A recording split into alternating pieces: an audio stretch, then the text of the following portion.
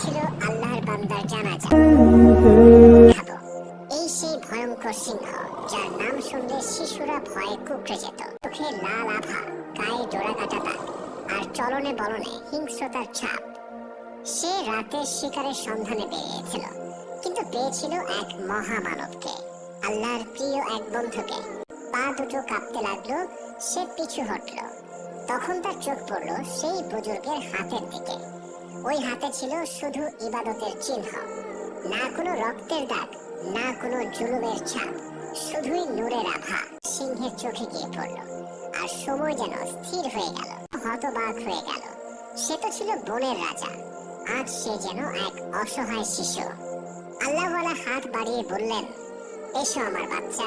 তুমি মায়ের কাছে এলিয়ে দিল, ঠিক যেমন কোনো শিশু মায়ের কোলে আশ্রয় নেয়। তার চোখ থেকে গড়িয়ে পড়তে লাগলো অশ্রু। হ্যাঁ, সেই ভয়ঙ্কর দানব এখন কাঁদছে। আল্লাহওয়ালা মাথায় হাত বুলিয়ে বললেন, সারা রাত সিংহ আল্লাহওয়ালার পাশে কাটালো। তিনি দোয়া করতে থাকলেন, আর সিংহ নিঃশব্দে তাকিয়ে রইল, যেন প্রতিটি শব্দ হৃদয়ে গেঁথে নিচ্ছে। তুমি শুধু বনের রাজা নও, তুমি শান্তি রক্ষক।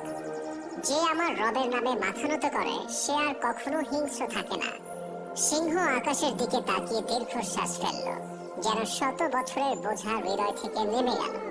সেদিন থেকেই সিংহের আমূল পরিবর্তন হল। সে যেন এক মূর্তিমান শান্তি হয়ে গেল। গ্রামবাসীরা এই দৃশ্য দেখে সিজদায় পড়ে গেল। সেই সিংহ আল্লাহওয়ালার পায়ের কাছে বসে ইবাদতে মগ্ন থাকত। মানুষ অবাক দৃষ্টিতে দেখত। সিংহ কাউকে আঘাত করত না, শিশু বা গবাদি পশু দেখলে শান্তভাবে পাশ কাটিয়ে যেত। আল্লাহর ইচ্ছা ছিল অন্যরকম। একদিন হঠাৎ আল্লাহওয়ালা জ্বরে আক্রান্ত হলেন। বসো আমার সন্তানেরা, আজ তোমাদের এমন কিছু বলবো যা আমার রবের আমানত। সকলে নিঃশব্দে বসে রইল।